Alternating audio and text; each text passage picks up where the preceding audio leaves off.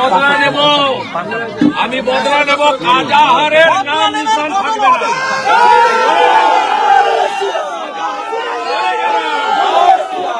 কাজাহারকে police একসঙ্গে এসে আমাদের বহুত মেরেছে। এই ছেলেটাকে বাচ্চা ছেলেটাকে পর্যন্ত সব কমপ্লেন করো, কমপ্লেন করো। হ্যাঁ, এখানে রক্তের দাগ, এখানে রক্তের দাগ। হাসুয়ালি সাথে হাসুয়া নিয়ে আসছে 2 ঘন্টা, আবার 1 ঘন্টা আবার 2 ভাইয়ের সঙ্গে মারামারি হচ্ছে। রাজ্যের মাননীয় মুখ্যমন্ত্রী মমতা বন্দ্যোপাধ্যায়কে দিল্লি ছুটতে হচ্ছে, এটা আমাদের কাছে অত্যন্ত গুরুত্বপূর্ণ একটি খবর। তার কারণ শুদ্ধ নির্বাচন তালিকার মাধ্যমে তৃণমূল কংগ্রেস ভোটে লড়তে পারবে না, সেই কারণে যে কোনো ভাবে তাদের এইটা আটকাতেই হতো এবং সুপ্রিম কোর্টে তারা মামলা করেছিল, কিন্তু বুমেরাং হয়ে গেছে সুপ্রিম কোর্টের এই মামলা। তার কারণ আপনারা দেখতে পাচ্ছেন, আজকের পর্বে বিশ্লেষণ করব। এই মামলা করার আগে নির্বাচন কমিশন যত পরিমাণে শুনানির নোটিশ ধরিয়েছিল, এই মামলার পর অনেক বেশি সংখ্যক শুনানির নোটিশ ধরাচ্ছে নির্বাচন কমিশন। তারা হাতিয়ার পেয়ে গিয়েছেন। এই আবহে যখন মমতা বন্দ্যোপাধ্যায় কার্যত বুঝতে পেরে গিয়েছেন যে এবারে বোধহয় আর বাঁচার উপায় নেই, তখন তার দ্বিতীয় অপশন সমস্ত বিরোধী দলদের একত্রিত করে দিল্লির বুকে নির্বাচন কমিশনের মানে ঘেরাও করা কিংবা এই ধরনের কোনো কর্মসূচি করে অন্তত রাজনৈতিকভাবে পশ্চিমবঙ্গের এসআইআর প্রক্রিয়াটাকে বন্ধ করে দেওয়া, কিংবা আরো একটা গভীর চাল যে এটাকে ডিলে করে এমন একটা জায়গায় নিয়ে যাওয়া যাতে করে রাষ্ট্রপতি শাসনের শেষ রাস্তা তিনি খুলে ওইখান থেকে সহানুভূতি ভোটের মাধ্যমে যেভাবে জেতার অভ্যাস তার তৈরি হয়ে গিয়েছে, সহানুভূতি ভোট, সেটা কি আরো একবার তিনি প্রয়োগ করতে চলেছেন, নাকি অন্য কোনো উপায়? দিল্লি কেন যাচ্ছেন মুখ্যমন্ত্রী বোঝাবো, জানাবো আজকে আপনাদের সামনে। এবং যে ভিডিও দেখিয়ে শুরু করলাম সেটা হচ্ছে শুভেন্দুগড়ে মাত্র 1-2 সমবায় জিতেছে বলে তৃণমূল কংগ্রেসের আশ্রিত কিছু জেহাদিরা অভিযোগ শুভেন্দু অধিকারীর, তারা কিভাবে হিন্দু পরিবারদের মেরেছে তার ছোট্ট কয়েকটা নিদর্শন দিলাম। পর্বে আপনাদের পুরোটা বিশ্লেষণ করব। আপনারা বুঝতে পারবেন যে এবারে শেষ চান্স পশ্চিমবঙ্গবাসীর জন্য এই মমতা বন্দ্যোপাধ্যায়ের অগণতান্ত্রিক একটা রাজনৈতিক দলকে আস্থা করে গণতান্ত্রিক ভাবে ছুঁড়ে ফেলার জন্য। নমস্কার, welcome to simple as a বিষয়। আপনাদের সকলকে স্বাগত জানিয়ে শুরু করছি অত্যন্ত গুরুত্বপূর্ণ পর্ব। যারা আমার এই বক্তব্যের প্রথম 1-2 মিনিটের ইন্ট্রোর সঙ্গে সহমত পোষণ করলেন, বাকি পর্ব দেখার আগে দয়া করে যদি চ্যানেলটিকে সাবস্ক্রাইব করে দেন, তাহলে আপনাদের গলার ভয়েস হয়ে আমরা পৌঁছে যাব আরো বেশি সংখ্যক মানুষের কাছে। এনিওয়ে, আমি আপনাদের সামনে আজকে ব্যাখ্যা করছি। আপনারা দেখতে পাচ্ছেন সংবাদ মাধ্যমে যেখানে পরিষ্কারভাবে মেনশন করে দেওয়া হয়েছে এসআইআর আবহে দিল্লি সফর করবেন মুখ্যমন্ত্রী মমতা। জাতীয় স্তরে বিরোধিতার সর্বাত্মক করে তোলাই লক্ষ্য তৃণমূল নেত্রীর। মমতা বন্দ্যোপাধ্যায় কবে যাচ্ছেন, দুটি সম্ভবত ডেটের কথা। একটা হচ্ছে 1 ফেব্রুয়ারি, যেদিন বাজেট অ্যানাউন্স করবেন নির্মলা সীতারামন, সেই দিন যেহেতু একটা দিল্লিতে সমস্ত সাংসদরা উপস্থিত থাকবেন, কাজেই কন্ট্যাক্ট করতে সুবিধা, বিজেপি বিরোধী হাওয়া তুলতে সুবিধা, এসআইআর বিরোধী হাওয়া তুলতে সুবিধা, সেই কারণে ওই দিন তিনি যেতে পারেন। দ্বিতীয় সম্ভাবনা, যেদিন চূড়ান্ত তালিকা প্রকাশ হবে, অর্থাৎ আপাতত যে ডেটটা ফিক্স রয়েছে 14 তারিখ, সেই দিন তিনি দিল্লি যেতে পারেন। এই দুটি সম্ভাবনা উজ্জ্বল হচ্ছে। কিন্তু মমতা বন্দ্যোপাধ্যায় যেদিনই দিল্লি যাক না কেন, পশ্চিমবঙ্গবাসীর জন্য প্রয়োজন দিল্লি যাওয়াটা। কেন জানেন তো? অন্য দিক থেকে কেন প্রয়োজন, তার মানে এসআইআর প্রক্রিয়াটা স্বচ্ছভাবে হচ্ছে। যদি তৃণমূল নেত্রীকে দিল্লি যাওয়ার প্রয়োজনই না পড়তো, যদি অভিষেক বন্দ্যোপাধ্যায়কে এইরকম আতঙ্কিত না দেখাতো, তাহলে নিশ্চিতভাবে আমরা ভয়ে থাকতাম যে তাহলে এটাও তৃণমূল কংগ্রেসের ফেভারে যাচ্ছে। কিন্তু মমতা বন্দ্যোপাধ্যায়ের দিল্লি যাওয়া বলে দিচ্ছে যে তৃণমূল কংগ্রেসের পালে হাওয়াটা অন্তত নেই। মানে পালে হাওয়া তো কখনোই ছিল না, তারা জোর জবরদস্তি করে এবারে নির্বাচনটা আর উতরাতে পারবে না। দেখুন, অভিষেক বন্দ্যোপাধ্যায়ের কেন নাম নিলাম একটু বিশ্লেষণ করে দিই। অভিষেক বন্দ্যোপাধ্যায়ের সেবাশ্রয়, মানে যত সেখানে আমি জানি না কত মানুষ হেল্প পাচ্ছেন, নিশ্চয়ই কিছু না কিছু মানুষ হেল্প পাচ্ছেনই, কিন্তু তার থেকেও মিডিয়াকে ফলাও করে লিখতে বাধ্য করা হচ্ছে কিনা আমি বলতে পারবো না, কিন্তু প্রত্যেকটি মিডিয়ায় নিয়ম করে অভিষেক বন্দ্যোপাধ্যায়ের গুণগান গাইছে। গতদিনে অভিষেক বন্দ্যোপাধ্যায়ের স্ত্রী রুজিরা বন্দ্যোপাধ্যায়, তিনি পর্যন্ত অভিষেক বন্দ্যোপাধ্যায়ের সেবাশ্রয়ে হেলথ চেক আপ করাতে চলে গেলেন। যে অভিষেক বন্দ্যোপাধ্যায়ের চোখের ট্রিটমেন্ট বা তার শারীরিক ট্রিটমেন্ট দেশের মাটিতে কোনো ডাক্তার করতে পারে না, বিদেশের সব থেকে বড় ইনস্টিটিউটে গিয়ে তাকে শারীরিক ট্রিটমেন্ট করাতে হয়, তার স্ত্রীর নাকি ট্রিটমেন্ট হচ্ছে অভিষেক বন্দ্যোপাধ্যায়ের সেবাশ্রয়ে। মানুষকে আর কতটা বোকা ভাবলে এই ধরনের রাজনীতি করা যায়, এই প্রশ্নের উত্তরটা আমরা চাই। তার কারণ অভিষেক বন্দ্যোপাধ্যায় চোখের অপারেশনটা যদি এইখানেই সেবাশ্রয়ে করাতেন তাহলে আমরা বুঝতে পারতাম যে সত্যি তার মধ্যে সারবত্তা রয়েছে। তার ব্যক্তিগত ব্যাপার, সেখানে আমার ঢোকার কোনো এখতিয়ার নেই, এটা একেবারে একান্ত তার ব্যক্তিগত সিদ্ধান্তের উপর নির্ভর করছে।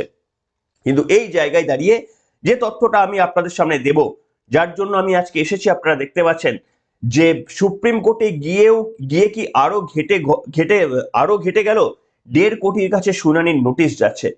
এখনো পর্যন্ত হিসাবটা কত ছিল আপনাদের কাছে? 30 লক্ষ আনম্যাপড এবং 1 কোটি, প্রথমে বলা হয়েছিল 1 কোটি 30 লক্ষের কাছাকাছি, পরে সংখ্যাটা কমে 94 লক্ষের কাছে লজিক্যাল ডিসক্রিপেন্সি। অর্থাৎ টোটাল মিলিয়ে 30 লক্ষ আনম্যাপড এবং 94 লক্ষ মিলিয়ে মোটামুটি ওই 1 কোটি 26 থেকে 1 কোটি 28 লক্ষর শুনানিতে ডাক পাওয়ার কথা ছিল। কিন্তু আসলে সংখ্যাটা কত জানেন? নির্বাচন কমিশন কি সিদ্ধান্ত নিচ্ছে জানেন?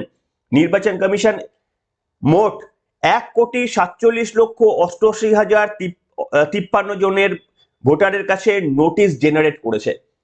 সুপ্রিম কোর্টের এই নির্দেশের পর সংখ্যাটা বেড়ে গিয়েছে। কেন না, নির্বাচন কমিশন প্রথমে ভেবেছিল যে যেগুলো ছোটখাটো ভুল রয়েছে সেগুলো তারাই নিজেরা মিটিয়ে নেবে বা সেগুলোকে মানে ওইভাবে মানে নোটিশ করার প্রয়োজন পড়বে না। কিন্তু সুপ্রিম কোর্টের এই নির্দেশের পর তারা ট্রান্সপারেন্সি রাখতে চাইছে। তৃণমূল কংগ্রেস মনে করছে যে যত বেশি সংখ্যক মানুষের কাছে নোটিশ যাবে তত বেশি লাভ তৃণমূল কংগ্রেসের। কারণ যত বেশি হয়রানি করবে নির্বাচন কমিশন, বিজেপির পাল থেকে তত হাওয়া কাটবে। That is a good point. BJP ভাবছে যে যত বেশি সংখ্যক মানে অ্যাকচুয়ালি নোটিশ পাবে, তাদের একটা বড় অংশের পার্সেন্টেজ কেটে গেলে, শুদ্ধ তালিকা থেকে নাম বাদ গেলে, বিশুদ্ধ তালিকাটা যেটা আসবে তার উপর ভোট করলে তৃণমূল কংগ্রেসের অস্তিত্ব থাকবে না। এই দুটো লজিকের মধ্যে দুটোই সত্য। কিন্তু কোন সত্যটা পশ্চিমবঙ্গবাসী ফাইনালি গিয়ে ভোট বাক্সে মানে বন্দি করবেন? দেখুন, আমি আপনাদের সামনে বলেছিলাম যে আপনার হয়রানি হচ্ছে বলে ছোট্টখাটো আপনাকে আপনার নামের ভুলের জন্য, আপনারা দেখতে পাচ্ছেন তো যে শশী পাজা থেকে দেবাংশুদের, বুঝতে পারছেন, এটা আমরা তো প্রমাণ করতে পারবো না, কিন্তু এটা কি কোথাও মনের করে সন্দেহ জাগছে কি জাগছে না যে ইচ্ছাকৃতভাবে তাদের ফর্ম ফিল আপের সময় কি ভুল করা হয়েছিল? বিএলওদের কি কোনো ইনস্ট্রাকশন গেছিল যে ইচ্ছাকৃতভাবে তাদের নামের ভুল বা কোনো কিছু ভুলের জন্য তাদের এটা করা হোক, যাতে করে বেশি করে হাইলাইট করা যাবে? এরকম কি কোনো হয়ে থাকতে পারে? আমার প্রশ্ন, আমার উত্তর নয়। তাহলে হচ্ছে এইভাবে মানুষের কাছে প্রেজেন্ট করা, যাতে করে ব্যাপারটা প্রচুর মানুষ এর মধ্যে হয়রানির শিকার হচ্ছে, সেই কারণে বেশি করে মানুষ বিজেপি বিরোধী হবে এবং তৃণমূল কংগ্রেসকে ভোট দেবে। এই তৃণমূল কংগ্রেসের ফাঁদে কারা কারা পড়ছেন? আপনাদের মধ্যে কারা কারা এই ফাঁদে পড়ছেন? নাকি যে একটু হ্যারাসমেন্ট হয়েছে কিন্তু তা সত্ত্বেও আপনি এই হ্যারাসমেন্টের জন্য অন্তত নোটাকে ভোট দিতে পারেন, কিন্তু তৃণমূল কংগ্রেসকে এর জন্য ভোটের আপনি দিতে পারেন না? তার কারণ যারা বাংলাদেশিদের ভোট রেখে দেওয়ার চেষ্টা করছেন, 30 লক্ষ আনম্যাপড যাদের শুনানিতে ডাকা হয়েছিল তার 10%, মোর দ্যান 3 লাখ যারা ভোটের মানে এই শুনানিতে পর্যন্ত অ্যাটেন্ড করেননি, এই ভুতুরে ভোটারদের যারা রেখে দেওয়ার ব্যবস্থা করছে, তাদের ফাঁদে পা দিয়ে মানে তাদের ভোট দেওয়ার সিদ্ধান্ত নেওয়ার আগে একবার রাজ্যের এই বিগত 15 বছর ধরে ঘটে চলা প্রত্যেকটি ঘটনা একবার স্মরণ করে নেবেন, যাতে করে আপনার আমার পরিবারের সঙ্গে সেই ঘটনাগুলো না ঘটে। আমি এই জায়গাতে আপনাদের সামনে যেটা বলার চেষ্টা করব যে দেখুন, নির্বাচন কমিশন কিন্তু সঠিকভাবে কাজটা করছে আপনার আমার জন্য। তার জন্য নির্বাচন কমিশনকে দয়া করে আপনাদের বেছে নিতে হবে যে মানে সাংবিধানিক বডি ভোটার তালিকা শুদ্ধ করছে তাদের পক্ষে আপনারা, নাকি যারা এটা আটকে বাংলাদেশি রোহিঙ্গাদের নাম রেখে দিতে চাইছে, যাদের জন্য আজকে সরস্বতী পুজোর বিভিন্ন জায়গায় আক্রান্ত হচ্ছে। আজকে মনে করতে পারেন যে সিপিএম আমলে অনেক কিছু হতো না, সিপিএম ঠাকুরে বিশ্বাস করে না, কিন্তু সিপিএম এর আমলে সরস্বতী পুজোকে বাধা দেওয়া হয়েছে, এই ধরনের ঘটনা আমরা দেখতে পাইনি, যেটা তৃণমূল কংগ্রেসের আমলে ঘটছে। কাজে এই তৃণমূল কংগ্রেসকে বিশ্বাস করে মানে আমরা নির্বাচন কমিশনের সঙ্গে শত্রুতা করব, এটা কিন্তু বুদ্ধির কাজ হবে কিনা লিখে জানাবেন আপনারা। এখানে দেখুন নির্বাচন কমিশন কি করেছে, যে তৃণমূল কংগ্রেস মমতা বন্দ্যোপাধ্যায় যাচ্ছেন, ভালো কথা, তিনি বিরোধীদের পাশে নিয়ে কমিশনের বিরোধিতা করুন, রাজনৈতিকভাবে তিনি করতেই পারেন, কিন্তু প্রশ্ন হচ্ছে এই রাজ্যে কিভাবে বেআইনি ভাবে কাজ হচ্ছে। আমি নাম বলছি আপনাদের সামনে, বসিরহাট 2 নম্বর ব্লকের বিডিও তথা তিনি এইআরওর দায়িত্বে ছিলেন সুমিত প্রতিম প্রধান।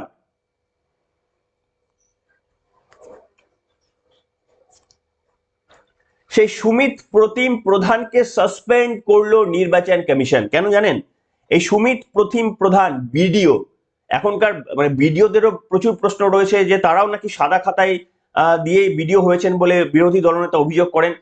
যাই হোক, সেটা আমি বলতে পারবো না, কিন্তু এই যে মানে এই বিডিওকে সাসপেন্ড করার কারণ হচ্ছে তিনি নির্বাচন কমিশনকে বুড়ো আঙুল দেখিয়ে তাদের নির্দেশিকাকে মান্যতা না দিয়ে 11 জন অ্যাসিস্ট্যান্ট এইআরও নিয়োগ করে দিয়েছিলেন। তার মনোমতো আরো 11 জনকে নিয়োগ করে দিয়েছিলেন যারা তার আন্ডারে কাজ করছিলেন, তারা শুনানি ভেরিফিকেশন করছিলেন। একেবারে জ্ঞানেশ কুমারের তরফ থেকে নির্দেশ এসে গিয়েছে। শুভেন্দু অধিকারী প্রথমে এটা হাইলাইট করেছিলেন, অভিযোগ করেছিলেন, তারপরে জ্ঞানেশ কুমার পরিষ্কারভাবে রাজ্য নির্বাচনী আধিকারিকদের বলেছেন এবং তারপরে রাজ্যের মুখ্য সচিবের কাছে চিঠি পাঠিয়ে বলেছেন একে সাসপেন্ড করতে হবে, তার কারণ এটা অগণতান্ত্রিক কাজ এবং ওই 11 জন যাদের যাদের শুনানি করেছে তাদের প্রত্যেকটি শুনানির রেজাল্ট, সেটা পাস হোক বা ফেল হোক, সেটাকে বাতিল করতে হবে।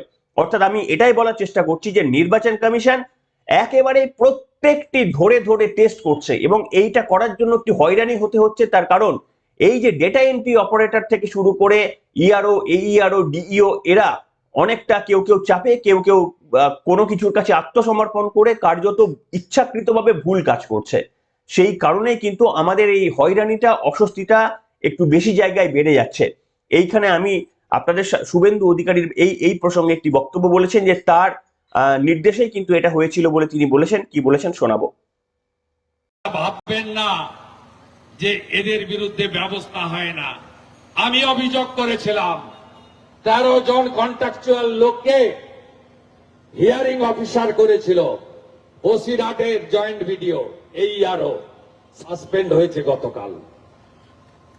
একটাকেও ছাড়ার জায়গা নেই। সংবিধান আইন যা বলেছে মানতে হবে, অধিকার আদায় করে নিতে হবে, লড়াইয়ের মাঠে দেখা হবে। শুনলেন? এটা অন্তত আমাদের, দেখুন আমরা না অদ্ভুত একটা জাতি। আমরা মমতা বন্দ্যোপাধ্যায় বা তার তৃণমূল কংগ্রেসের প্রশাসন নিয়ে 1000টা কথা বলি। আমরা বলি এই অবস্থা থেকে আমাদের পরিবর্তন আনতে হবে। আবার এই অবস্থার পরিবর্তন করার জন্য যখন কোনো কমিশন, কোনো ইনস্টিটিউট, সেটা ইডি হতে পারে, সিবিআই হতে পারে, সুপ্রিম কোর্ট হতে পারে, হাইকোর্ট হতে পারে, ইলেকশন কমিশন হতে পারে, যখন কেউ পিঠের সিদ্ধাটা সোজা রেখে কাজ করার চেষ্টা করে তখন আমরা আবার ঘুরে যাই। তখন আমরা আবার বলি আহা হা কেন এত করা হচ্ছে, এতটা না করলেও হতো, এইরকম ভাবে মানুষকে। আরে যদি আপনি ভাবুন না, আপনার ঘরের মধ্যে, আপনি নিজের বাড়িটা একবার কল্পনা করুন যে আপনার নিজের বাড়ির মধ্যে 4 জন বাংলাদেশি ঢুকে গিয়েছে। এবার তারা জোর জবরদস্তি করে আপনার বাড়িতেই থাকছে, তারা বাড়ি থেকে বেরোনোর চেষ্টা করছে না। এই অবস্থায় যদি কাউকে, নিরপেক্ষ কোনো পুলিশকে এসে আপনার বাড়িতে রাত্রির বেলায় এসে তাদেরকে বার করতে হয়, তাহলে তো আপনারও ঘুমের ব্যাঘাত ঘটবে, আপনারও তো হয়রানি হবে। পুলিশ তো আপনাকেও জিজ্ঞাসা করবে যে আপনি বাংলাদেশি নন তো। তার কারণ আপনার বাড়ির 4 জন ফ্যামিলির সঙ্গে আরো 2 জন বাংলাদেশি যদি মিশে যায় তাহলে তো পুলিশ 6 জনকেই সন্দেহ করবে। ঠিক সেই জায়গাটা আজকে হচ্ছে। ইচ্ছাকৃতভাবে যে ঘটনা ঘটিয়ে দেওয়া হয়েছে তার জন্য তো স্যাক্রিফাইসটা করতে হবে, কিন্তু সেই বাড়িওয়ালা, যার 4 জনের মেম্বারের যে বাড়িওয়ালার 2 জন বাংলাদেশি ঢুকে গেছে, তার নিজের হয়রানি হচ্ছে বলে সে কি বলবে যে না না আপনি চলে যান, 2 জন বাংলাদেশি আছে থাকুক, আপনি চলে যান, আমি এই হয়রানিটা নিতে পারছি না। আপনি কি নিজের বাড়িতে করবেন? যদি নিজের বাড়িতে না করেন তাহলে নিজের রাজ্যের সঙ্গে কি করে এই কাজটা করবেন? আপনার হয়রানি হচ্ছে বলে 4 জন বা মানে 4 জন, আমি এক্সাম্পল দিচ্ছি, মানে 4 লক্ষ বা 40 লক্ষ বাংলাদেশি ঢুকে বসে রয়েছে, আপনার অল্প ভেরিফিকেশনের জন্য আপনার আধার কার্ড, ভোটার কার্ড এগুলো চেক হচ্ছে বলে, বা আপনার কোনো এলআইসি ডকুমেন্ট বা কোনো ডকুমেন্ট আপনার ভেরিফিকেশনে সময় 15 মিনিট থেকে আধ ঘন্টা আপনার সময় যাচ্ছে বলে আপনি ওই বাংলাদেশিদের জায়গা দিয়ে দেবেন এবং তৃণমূল কংগ্রেসের হাতে হ্যাঁ মিলিয়ে দেবেন। কারণ আপনার তৃণমূল কংগ্রেস আপনাদের মলম লাগানোর চেষ্টা করছে, আহা হা আপনার কত কষ্ট হয়েছে, আপনাকে আজকের দিনেও আসতে হয়েছে, কারোর ছেলের বিয়ে নাকি সেই দিনেও আসতে হয়েছে। বুক ফুলিয়ে বলুন যে স্বাধীনতা যখন হয়েছিল তখনও ছেলের বিয়ে ছিল, তখনও মেয়ে ছিল, তখনও স্বাধীনতা সংগ্রামের ডাকে বিপ্লবীরা চলে গিয়েছিল। আপনাদের তো প্রাণ যাচ্ছে না ভগবানের কৃপায়, আশীর্বাদে, আপনার মানে আমাদেরও, কিন্তু মানে এই এশার প্রক্রিয়াতে, কিন্তু মানে স্বাধীনতার যুদ্ধে তো মানে যারা চলে গিয়েছিলেন তারা তো জানতেনও না যারা জীবিত বাড়ি ফিরবেন কিনা। তাহলে যে সমস্ত আপনার আমার পূর্বপুরুষরা স্বাধীনতার জন্য এতটা আত্মত্যাগ করেছিল, যে আত্মত্যাগ না করলে স্বাধীনতাটা আমাদের আসতো না, আজকে এই ছোট্ট আত্মত্যাগের কথা আসলেই আমরা বলবো না না আমাদের হয়রানি হচ্ছে। আমরা সেই হয়রানির বেনিফিট অফ ডাউট হিসেবে মমতা বন্দ্যোপাধ্যায় তৃণমূল কংগ্রেস সেই ভোটটা নিয়ে চলে যাবে অগণতান্ত্রিক ভাবে, এবং তারা আবারও সেই আরজি করের মতো ঘটনা থেকে শুরু করে আবারও 26,000-এর চাকরি প্যানেলের যোগ্য কিছু তার মধ্যে চাকরি চলে যাবে, এবং সন্দেশখালীর মতো ঘটনা থেকে শুরু করে আপনি আর কোন ঘটনা চান যে পশ্চিমবঙ্গের বুকে ঘটেনি, আর কত বাজে ঘটনার জন্য আমরা অপেক্ষা করছি যে একটা ছোট ইনসিডেন্ট, ছোটখাটো মানে হয়রানি আমরা সহ্য করে নিতে পারছি না বলুন তো। এইটা আপনারা ভাববেন। তার কারণ মমতা বন্দ্যোপাধ্যায়কে দিল্লিতে যেতে হচ্ছে, এটা আমাদের কাছে একটা বড় সংবাদ। তার কারণ হচ্ছে এশায়ার প্রক্রিয়া স্বচ্ছ হচ্ছে বলেই তাকে দিল্লি পর্যন্ত দৌড়াতে হচ্ছে। দিল্লি যাবার কথা তিনি অনেক দিন বলেছিলেন, তিনি ভেবেছিলেন না কোনো ভাবে আটকে দেবেন। এই সুপ্রিম কোর্টের নির্দেশকে একেবারে জয় জয় করে লাফিয়ে উঠেছিলেন অভিষেক বন্দ্যোপাধ্যায় থেকে মমতা বন্দ্যোপাধ্যায়। মমতা বন্দ্যোপাধ্যায় বুদ্ধিমতী রাজনৈতিক ভাবে, তিনি প্রকাশ্যে মুখ খোলেননি। অভিষেক বন্দ্যোপাধ্যায় গলার শিরা ফুলিয়ে বলেছিলেন তাদের রাজনৈতিক জয়। অথচ দেখুন আজকে সেই সুপ্রিম কোর্টের রায়ের ওপর ভিত্তি করে কার্যত ল্যাজে গোবরে হচ্ছে তৃণমূল কংগ্রেস। মমতা বন্দ্যোপাধ্যায়কে সুপ্রিম কোর্টের ওপর আস্থা না রেখে দিল্লিতে তাহলে কেন যেতে হচ্ছে? যদি অভিষেক বন্দ্যোপাধ্যায় সেদিনের কথা আপনার মনে থাকে যে এই কোর্টে হারালাম, এপ্রিলে ভোটে হারাবো, তাহলে তৃণমূল কংগ্রেসের নেত্রী মমতা বন্দ্যোপাধ্যায়কে এশায়ারের বিরোধিতা করতে গিয়ে সমস্ত রাজনৈতিক বিরোধী দলগুলিকে সঙ্গে নেওয়ার জন্য কেন দিল্লিতে যেতে হচ্ছে? অন্যান্য সমস্ত বিরোধী রাজ্যেও তো হচ্ছে। কই স্ট্যালিন এসে তো বলছে না যে আসুন আমরা বিরোধিতা করি, কই অখিলেশ যাদব এসে তো বলছে না, অন্যান্য রাজ্যে যেখানে হচ্ছে সেখানে তো গিয়ে কেউ বলছে না। মমতা বন্দ্যোপাধ্যায়কে কেন বলতে হচ্ছে? পায়ে কাটাটা যার ফুটেছে, জ্বালাটা যন্ত্রণাটা সেই সব থেকে বেশি উপলব্ধি করছে। তাই সেই কারণে দিল্লিতেও হয়তো সেই কারণেই ছুটতে হচ্ছে তাগিদ থেকে। আর এটা প্রমাণ করে যে নির্বাচন কমিশন স্বচ্ছভাবে কাজ করছে। আপনাদের মতামত লিখে জানাবেন।